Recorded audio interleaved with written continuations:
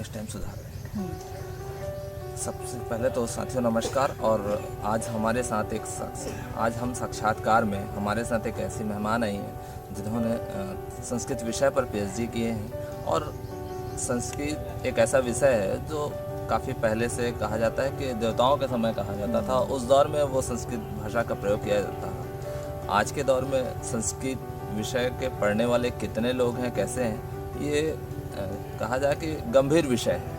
लेकिन आज के समय में संस्कृत में पीएचडी करना ये बड़ी बात है।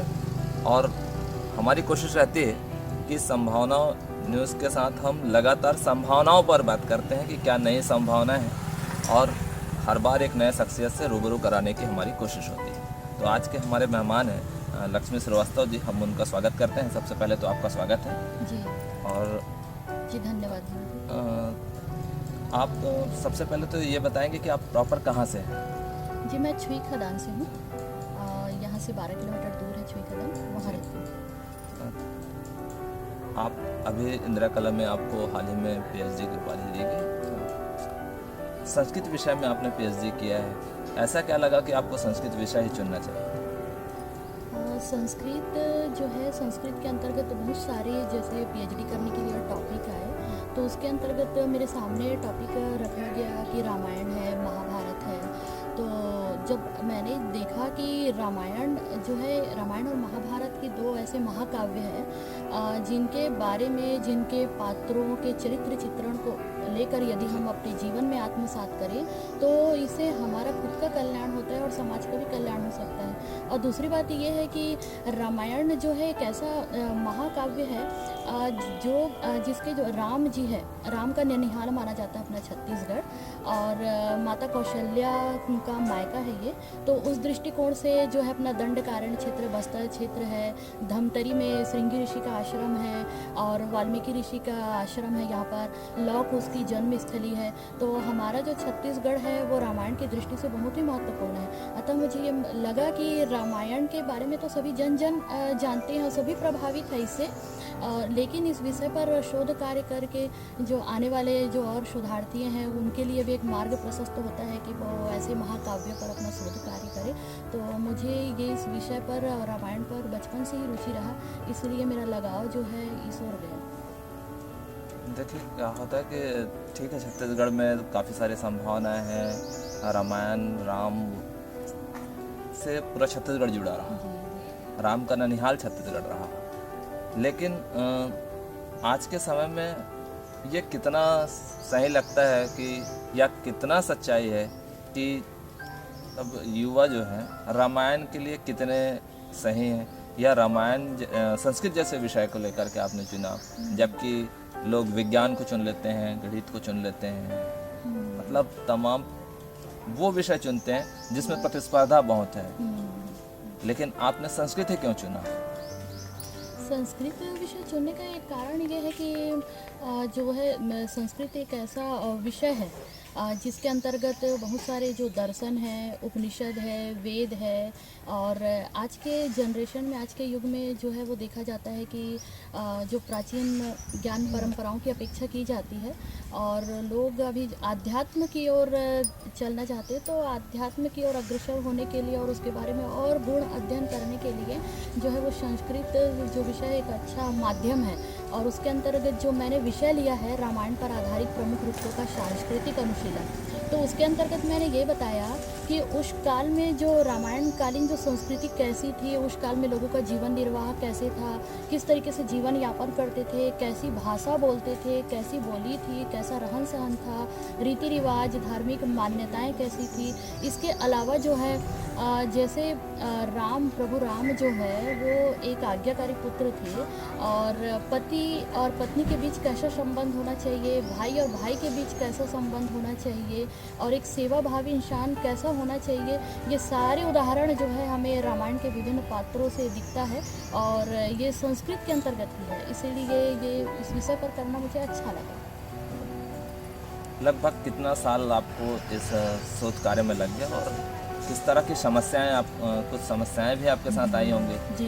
कि देखिए, जब संस्कृत से जुड़े हुए भी लोग, कई बार ये भी समस्या आई होगी कि संस्कृत विषय के साथ आपको लोगों को चयन करना है कि जब किनसे मिला जाए, तो वो जानकारी जुटाने के लिए किस तरह से आपके साथ समस्या है? क्योंकि देखिए, जब हम किसी विषय को चुनते हैं तो ज़रूरी नहीं होता कि हमारे परिवार के लोग भी उस विषय में दक्ष हों, उन लोग तो हमको लगातार समझाना पड़ता है। तो आपके साथ किस तरह की समस्याएं हैं? वैसे तो मैं बहुत सौभाग्यशाली हूँ कि मुझे डॉक्टर पूर्णिमा केलकर जो संस्कृति की महान विदुषी है, उनके अंतर्गत मुझे इस सब्जेक्ट में शोध कार्य करने का मौका मिला और उनके निर्देशन में ही मैं मेरे लिए सहज हुआ और सरल हुआ, लेकिन फिर भी इसके बावजूद बहुत कठिनाइयों का सामना करना पड़ा। इसको करने के लिए लगभग मुझे 5.5 साल लग गए और इस दौरान करते हुए बहुत ही कठिनाई आई और मैं कोविड से एडमिट भी थी और ये तो जीवन और मृत्यु के बीच लड़ते हुए मैंने आगे इस ओर आगे बढ़ा और ये बहुत सारे इंटरव्यू लिए, बहुत सारे जगहों पर भ्रमण किया और इस शोध कार्य को अच्छे से अच्छा कर सकूं और लोगों के सामने एक अच्छा उदाहरण दे सकूं, इसके लिए मैंने बहुत प्रयत्न भी किए। कठिनाइयों का सामना आया, लेकिन फिर भी इस कठिनाई को पार कर लिया। छत्तीसगढ़ में जिस विषय पर आपने किया है, तो छत्तीसगढ़ में किस तरह की मतलब आगे संभावनाएं आप देखते हैं कि छत्तीसगढ़ में और क्या संभावनाएं हैं इस विषय को लेकर के, या आपने जिस विषय पे किया है उसमें छत्तीसगढ़ में क्या और नई चीज़ें आ सकती हैं? संस्कृत के अंतर्गत वही मैंने बताया आपको कि जो है बहुत सारे जो है सिलेबस के अंतर्गत जो जैसे टॉपिक रामायण होते से हैं। रिलेटेड जो चीज़ें हैं, जैसे राम वन गमन पथ जो बन रहा है, उस तरह से छत्तीसगढ़ में किस तरह से मतलब वो भविष्य क्या दिखता है इसमें?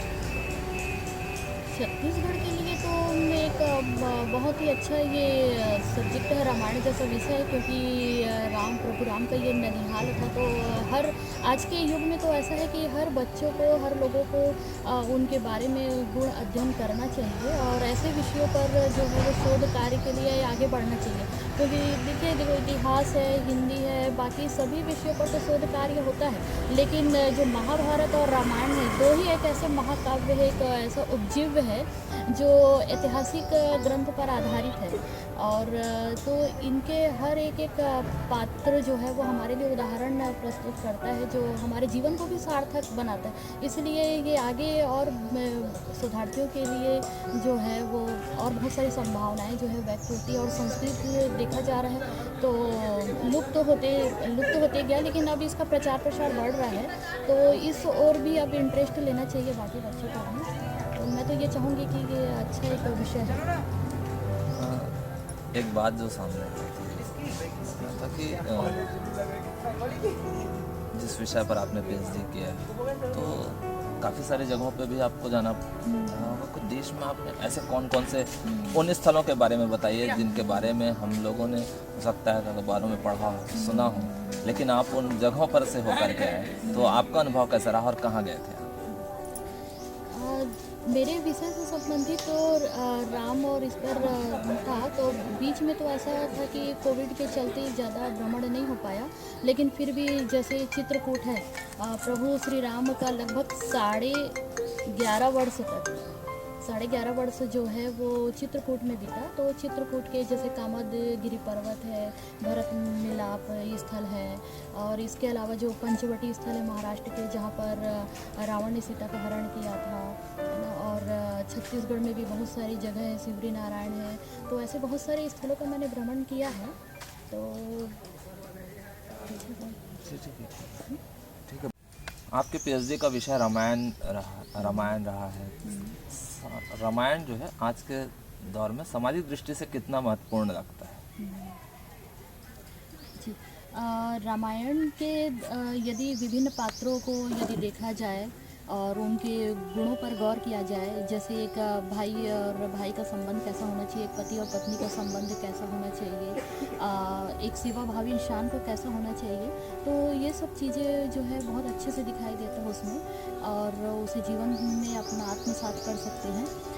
जैसे कि लक्ष्मण जो है वो एक ऐसे भाई थे जिन्होंने अपने भाई और भाभी की सेवा करने के लिए 14 वर्ष उनके साथ वनवास हो गए और राजकीय उपकरणों को त्याग करके राजकीय सुख सुविधाओं का त्याग करके वो 14 वर्ष तक के अनेक कष्ट सहकर अपने भैया और भाभी की सेवा में लगे रहे और 14 वर्ष तक के उनकी सेवा में कोई बाधा ना हो, इसलिए उन्होंने निद्रा देवी से प्रार्थना की कि मुझे 14 वर्ष तक के नींद ना आए।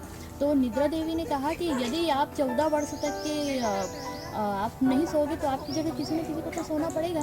तो इधर उर्मिला देवी उनकी जो पत्नी है वो 14 वर्ष तक सोती रही और इधर जो उर्मिला है उनके भी महानता को नहीं आंका जा सकता, क्योंकि उर्मिला जो है वो एक ऐसी पत्नी थी, एक ऐसी देवी थी जो अपने पति के साथ वो भी वनवास को जाना चाहती थी, लेकिन लक्ष्मण ने उनको ये कह के इनकार कर दिया कि मेरे भैया और भाभी की सेवा में कोई बाधा ना हो और आप यहाँ महल में रहकर अपने सास ससुर की सेवा करिए।